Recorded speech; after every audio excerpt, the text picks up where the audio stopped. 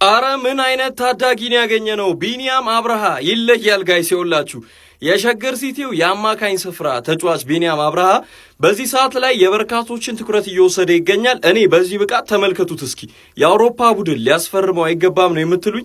ቢያንስ ይኸውላችሁ አውሮፓ ውስጥ ያለ ወጣቶችን በደንብ ማጎልበት የሚችል አንድ ቡድን ካገኘው ይሄ ልጅ በደንብ ትልቅ ደረጃ መድረስ እንደሚችል እየተመለከትን ነው። በተለይ በቱኒዚያው ጨዋታ ላይ ማን ኦፍ ዘ ማች ተብሎ ከወጣ በኋላ የበርካቶችን ትኩረት ነበር ሊያገኝ የቻለው። ሜዳ ላይ የምትመለከቱት ስኪሉ እጅግ በጣም ነው የሚያስገርማቸው። የአማካኝ ስፍራ ጠቢብ ተጫዋች ነው በነገራችን ላይ እና ፓስ የሚያደርግበት መንገድ፣ ጌም ኮንትሮል የሚያደርግበት መንገድ፣ ቪዥኑ እጅግ በጣም አስገራሚ ነው። ይኸውላችሁ ድሪብሊንጉም በጣም የሚገርም ነው። ዋን ቪዋን ካገኛቸው ተጫዋቾቹ የሚቀጣቸው እያየን ነበር። ፓሲንጉ ራሱ ልክ የአውሮፓ አንድ ስታንዳርዱን የጠበቀ ተጫዋች የሚያደርገው አይነት ፓስ ነው እና ይሄ ልጅ ጋይስ ይኸውላችሁ ቢቀጥሉት አመታቶች ላይ ተጽዕኖ ከፍተኛ እንደሚሆን ምንም ጥርጥር የለውም እና ከስሪ ፖይንት አካዳሚ የወጣ እጅግ በጣም ድንቅ ታለንት ያለው ተጫዋች ነው።